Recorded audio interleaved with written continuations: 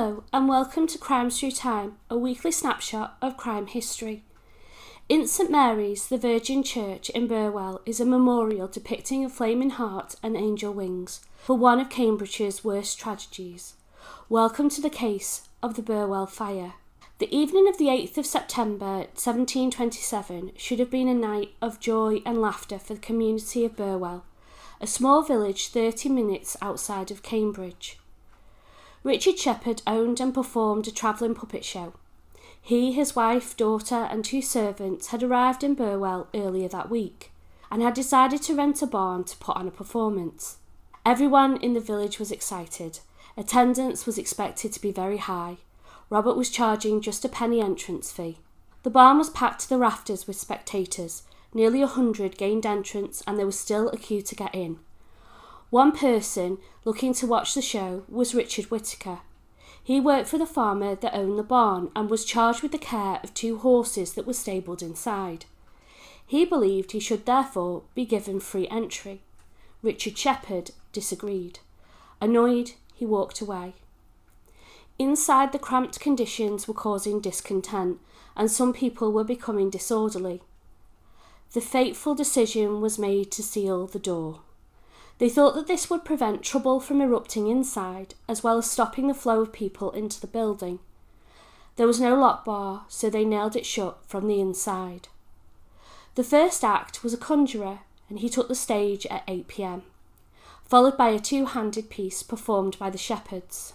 Richard Whittaker was determined he was going to watch the show. So to bypass payment, he climbed into the hayloft and over the partition between the stable containing the horses and the barn itself.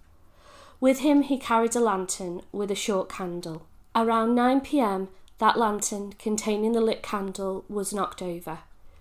The show's narrator, Mr. Howe, was the first to spot the fire. He described the flame as so small it could fit into his hand. The barn was constructed of warble stone and had a thatched roof. The summer had been long and dry, and the inner roof was covered in old dry cobwebs, so when the fire broke out, it flew like lightning around the barn in an instant. It took only seconds for the entire roof to be on fire. Richard Whittaker made no attempt to help. He simply left the way he came. The nailed door could not be easily broken down, although it eventually was when a, quote, very stout man, end quote, called Thomas Duberdy ran headlong into the door. The passage leading outside was small, and panic had set in. People began to stampede, which only served to slow the evacuation process. People were crushed, and those who escaped did so by climbing over the bodies of the fallen. More people were severely hurt, helping to rescue those inside. An article in the Cambridge Chronicle and Journal described the events. Quote, "When the roof fell, which was scarcely half an hour from the commencement of the fire, the shrieks and anguish of the helpless sufferers were momentarily ended in universal silence and death. The bodies, reduced to a mass of mangled carcasses, half consumed and wholly undistinguishable." End quote.